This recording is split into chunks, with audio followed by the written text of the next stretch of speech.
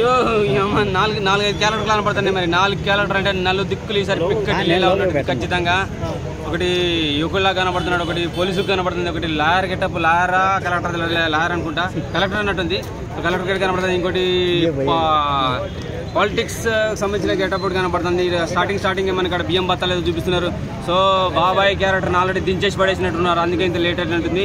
So late అయినా latest గా వచ్చాడు రామ్ చరణ్. ఖచ్చితంగా దంగల్ గింగల్ ఏముండవు రాబాయ్, పొంగల్ పొలిటికల్ రిలేటెడ్ అనిపిస్తుంది కదా, ఖచ్చితంగా భయ్యా అందుకనే లేట్ అయింది. ఇంత లేట్ అవడానికి కారణం నెక్స్ట్ ట్రైలర్ లేట్ చేస్తుంటే ఒక పక్క దిల్రాజుని తిట్టుకుంటున్నాం మనసులో. ఏంది ఇంకా 5 గంటల 4 నిమిషాల కన్నారా, అది 5:30 దాటిపోయింది, 5:50 దాకా వచ్చినట్టుంది. మరి ఇంత లేట్ ఎందుకు చేసినో తెలియదు కానీ పర్ఫెక్ట్ గా దించేసిండు. 4-5 క్యారెక్టర్లు కనబడుతున్నాయి. పంచకట్టు లుక్ అయితే పవన్ బాబాయ్ అందరికి గుర్తు వచ్చేస్తాడు, బాబాయ్ దించినట్టారు. సో బియ్యం బత్తాలు కనపడేసరికి అది గుర్తు వచ్చేస్తున్నాయి. అంటే కొన్ని సీన్లు రీషూట్ చేసినట్టున్నారు. ఖచ్చితంగా రచ్చ చేయబోతున్నాడు కాక. దంగల్ లేదు ఏం లేదు, పొంగల్కి దంగల్ రికార్డులను బ్రేక్ అవుతాయి.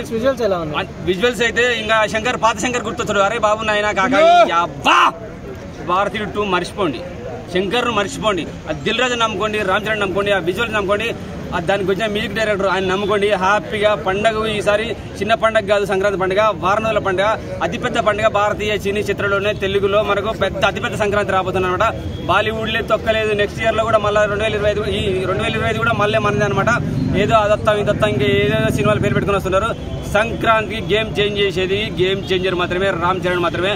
దిల్ రాజు ప్రొడ్యూసర్ లో వచ్చే శంకర్ డైరెక్షన్ లో వచ్చే సినిమా మాత్రమే. కియారా అద్వానీ అన్ని రకాలుగా చేస్తున్న అమ్మాయి. అలాగే ఒక అంజలి క్యారెక్టర్ ఉంది. టోటల్ గా ఒక ఫ్యామిలీ ఎంటర్టైన్మెంట్ కూడా కనబడుతుంది. మాస్ మసాలా ఉన్నది, ఒక పోలీస్ క్యారెక్టర్ ఉన్నది, అలాగే పొలిటికల్ క్యారెక్టర్ కనబడుతుంది. కలెక్టర్ కూడా ఒక గెటప్ కనబడుతుంది. నెక్స్ట్ సునీల్ మరి కారు ఆ గెటప్ బంట్రోతా కారు డ్రైవర్ అర్థం కావట్లేదు. సునీల్ రామ్ చరణ్ పక్కన ఉండే క్యారెక్టర్ ఉన్నట్టుంది. సో అది ఎంత సినిమాకి ఎంత ప్లస్ అయ్యే అవకాశం ఉందో మనం ఊహించేసుకుంటే మాత్రం ఊహలకు అందది కావచ్చు. నాకు తెలిసి పర్ఫెక్ట్ ట్రైలర్ పడ్డది కాక కలెక్షన్స్ అంటే మినిమం 1000 crores ఎక్స్పెక్ట్ చేయొచ్చు. దాటుతుంది, ఖచ్చితంగా దాటుతుంది. నేనైతే దంగల్ రికార్డులు బ్రేక్ చేయాలని కోరుకుంటున్నాను. ఎందుకంటే దంగల్ అని చెప్పి ఇప్పటికే పుష్పరాజ్ అమ్మడబడతారు. దంగల్ రికార్డు బ్రేక్ చేయాలి పుష్పరాజ్ అని. ఒకవేళ పుష్పరాజు కనుక వదిలిపెట్టేస్తే దంగల్ రికార్డుని గేమ్ చేంజర్ బ్రేక్ చేయాలని అయితే నేను కోరుకుంటున్నాను. మంచి ట్రైలర్ పడ్డది, కరెక్ట్ గా పర్ఫెక్ట్ ట్రైలర్ అయితే పడ్డది. చాలా బాగా అనిపించింది. మెగా ఫ్యాన్స్ ఎక్కడ నిరుత్సాహపడకండి, లేట్ అయిందని చెప్పేసి. లేటెస్ట్ గా వచ్చాడు రామ్ చరణ్, ఖచ్చితంగా దించోలు పెట్టేతాడు.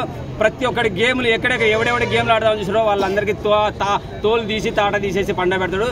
సూపర్ ట్రైలర్, చాలా అంటే చాలా ఉంది. Thank you.